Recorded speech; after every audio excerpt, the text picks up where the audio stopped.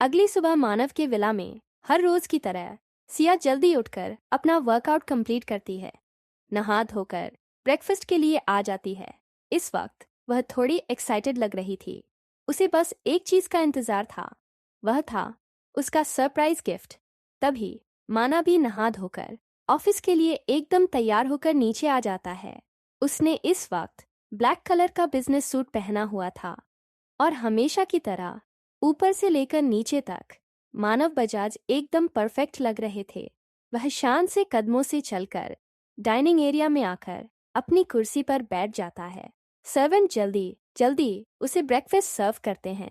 Breakfast करते समय उसे अपने ऊपर किसी की बहुत देर से तीखी नजरें महसूस होती हैं। जब वह अपना सर उठाकर देखता है तो सिया अपनी टिमटिमाते तारों जैसी आंखों से उसे एक तक देख रही थी। उसकी ऐसी नजरें देखकर पता नहीं क्यों पर मानव को बहुत खुशी हो रही थी और उसे यह भी बहुत पसंद आ रहा था।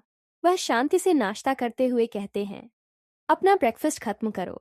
उसके बाद यह सुनकर तो सिया ने लगभग पूरा ब्रेकफास्ट 2 मिनट में खत्म कर दिया और जूस का गिलास खत्म करके उसे टेबल पर रखते हुए कहती है, लोग खत्म कर दिया, अब चुपचाप मुझे मेरा गिफ्ट दो, नहीं तो मैं बोल रही हूँ मुझसे बुरा कोई नहीं होगा।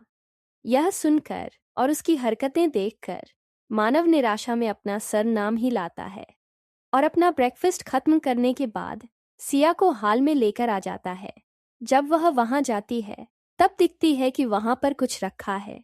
सिया उसके पास जाती है और देखती है तो वहां पर बहुत सारी बुक्स, अलग अलग स्टाइल की बाइक्स, एक यूनिफॉर्म और भी ऐसी बहुत सारी चीजें हैं जो कॉलेज स्टूडेंट को अक्सर उनकी ज़रूरत होती है।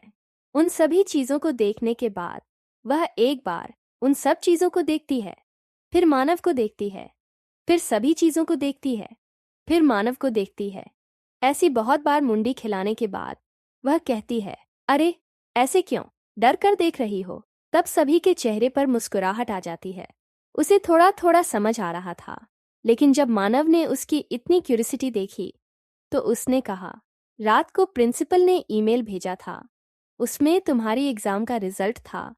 ये सुनकर तो सिया लगभग उसके ऊपर कूदते हुए कहती है, क्या रिजल्ट आया? जिस पर उसे गिरने से बचाने के लिए जल्दी से मानव ने उसे अच्छे से पकड़ लिया। एक गुस्से भरी नजरों से देखता है, लेकिन उसके चेहरे पर जो मुस्कुराहट थी उसे देखकर गुस्सा भूल जाता है और कहता है, तुमने सभी टेस्ट में आउट ऑफ मार्क्स लाए हैं, इसीलिए तुम फर्स्ट ईयर के सेकंड सेमेस्टर यानी 2 दिन बाद अपना कोलाज ज्वाइन कर सकती हो।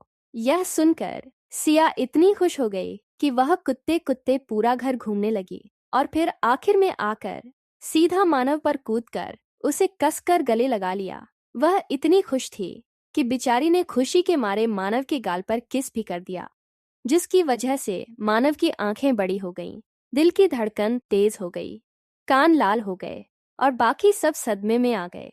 फिर जब सिया को रियलाइज होता है कि उसने खुशी खुशी में क्या काम किया है, तब उसे खुद शर्म आ जाती है और वह धीरे से मानव से दूर हो जाती है।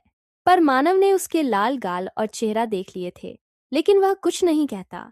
फिर वह लीला जी के पास जाती है और लगभग उन्हें गोल गोल घुमाते हुए कहती है, मैं वापस पढ़ाई करूंगी, मैं कोलाज जाऊंगी, बोलकर पूरे घर में नाच रही थी।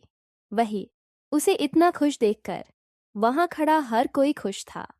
फिर मानव उसे शांति से रहने और बिना मस्ती किए रहने की हिदायतें देता है और अपने ऑफिस के लिए चला जाता है। सर्वेंट सभी सामान जो मानव उसके लिए लेकर आया था उसके कमरे में अच्छे से अरेंज करके वापस अपने कामों में लग जाते हैं। सिया भी थोड़ी देर गार्डन में उछल कूद करने के बाद वापस अपने कमरे में आती है, उन सभी चीजों को देखने लगती है और ना चाहते हुए भी उसके दिमाग में अपने पिछले जन्म की यादें घूमने लगती हैं। पिछले जन्म में जब उसने अपने दादाजी के सामने अपनी आगे की पढ़ाई के बारे में बात की थी, तब उसके दादाजी ने राम को और मिस्टर राव को कहकर इस मामले को संभालने के लिए कह दिया था। वहीं राव परिवार ने अपने पावर का इस्तेमाल करते हुए उसी यूनिवर्सिटी में उसका एडमिशन करा दिया था। इस वजह से सिया को बहुत सारी प्रॉब्लम का सामना करना पड़ा। पहले तो वहां पर किसी ने भी उसे अच्छे से ट्रैक नहीं किया। सबको लगता था उसने अपनी फैमिली के नाम पर और पावर पर यहाँ पर एडमिशन लिया है, इसीलिए सबको वह बहुत बिगड़ी हुई लगती थी।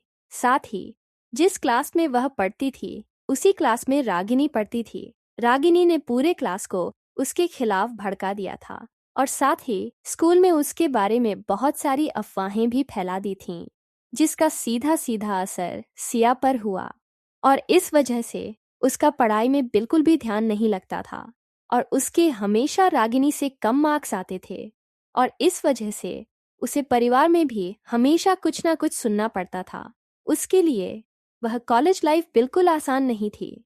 उसे सब बुली करते थे, नीचा दिखाते थे और डोंट मारते थे। सबको ऐसा लगता था कि रागिनी राव परिवार की असली बेटी है और सिया को गोद लिया गया है, क्योंकि राव परिवार ने ऐसा सबके सामने बताया था। इसीलिए हमेशा सिया को इस भारत के लिए सुनना पड़ता था कि कैसे वह रागिनी के परिवार की वजह से आज यहाँ उनकी एहसानमंद होनी चाहिए, वगैरह वगैरह। ऐसी बहुत सी चीजें थीं।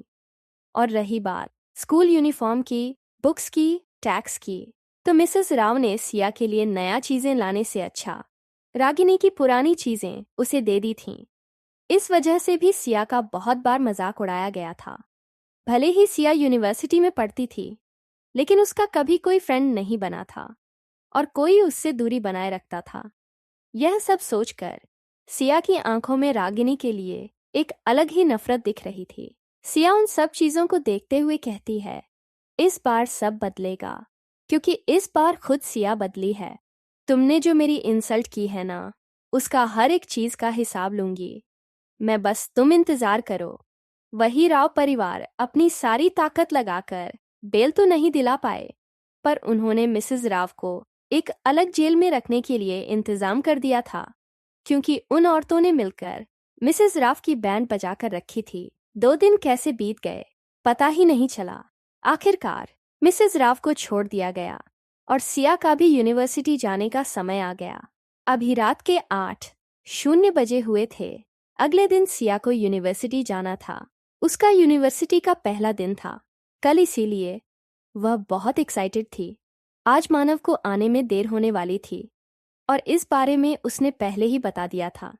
इसीलिए सिया ने अकेले ही डिनर किया और अपने कमरे में चली गई। अब देखना यह है कि कैसी रहेगी सिया की कॉलेज की लाइफ।